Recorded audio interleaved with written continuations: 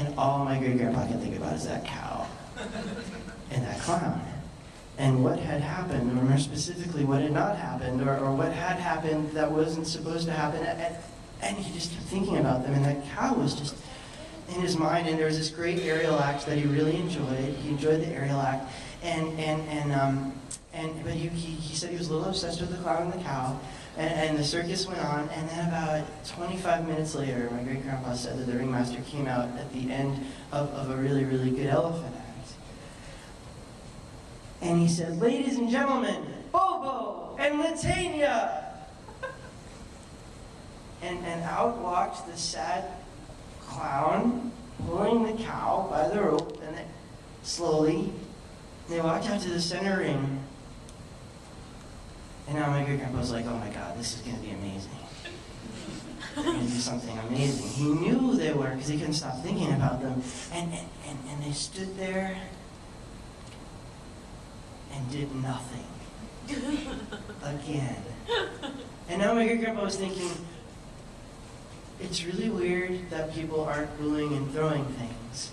Because definitely people would be booing and throwing things at this point, and he was realizing, well, he was actually especially surprised that he wasn't booing and throwing things, because he was exactly the kind of 10-year-old Romanian boy who loved to boo and throw things at bad circus acts.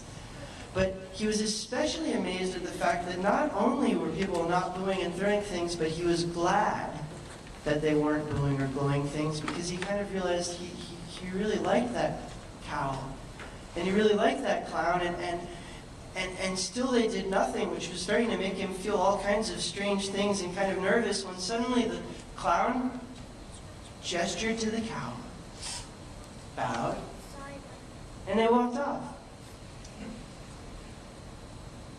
And now my great-grandpa was just obsessed. And he just couldn't stop thinking about the cow and the clown. And the circus went on, and it was a really good circus, he said. He remembered that distinctly. And then he said it got to the end, which is the Grand March. If you know anything about European circuses of this time, the Grand March is like the best part of the show. It's the big build-up.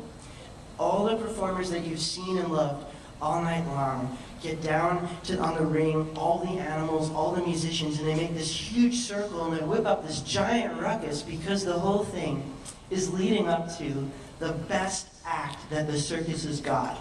The most amazing act that the circus has up its sleeve, something new usually that you've never seen before, something just developed, something so awesome, and everyone knows it, and this is the big moment, and the Grand March goes round and round and round and round, and people get just whipped up to a fever pitch, yelling and screaming like always, and then the ringmaster comes out, and by this time my great-grandpa's even forgotten about the cow and the clown, and the ringmaster gets up there and says, "Ladies and gentlemen, Bobo and Latania!" Stunned, dead silence. Shock. Mouths are open. Eyes glazed over. Never have you seen an audience of a circus more stunned and so uncertain, wondering what's going to happen. And what happened was that out walked the clown, pulling the cow by the rope. And they walked right into the center ring and did absolutely nothing again. And now my great-grandpa said that his heart was pounding, his heart was racing, the palms of his hands were warm, and he was just feeling this incredible, because they had to do something. They had to do something, and it had to be amazing, or people were going to riot and tear that clown and that cow to pieces and tear the whole circus to pieces, and he knew it.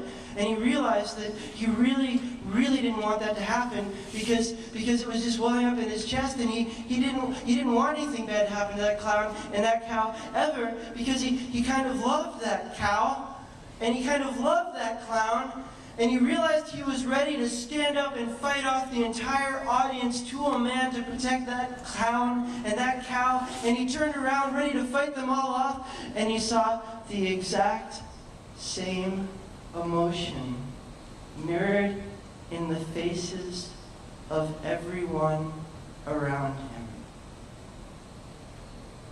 Some people were crying,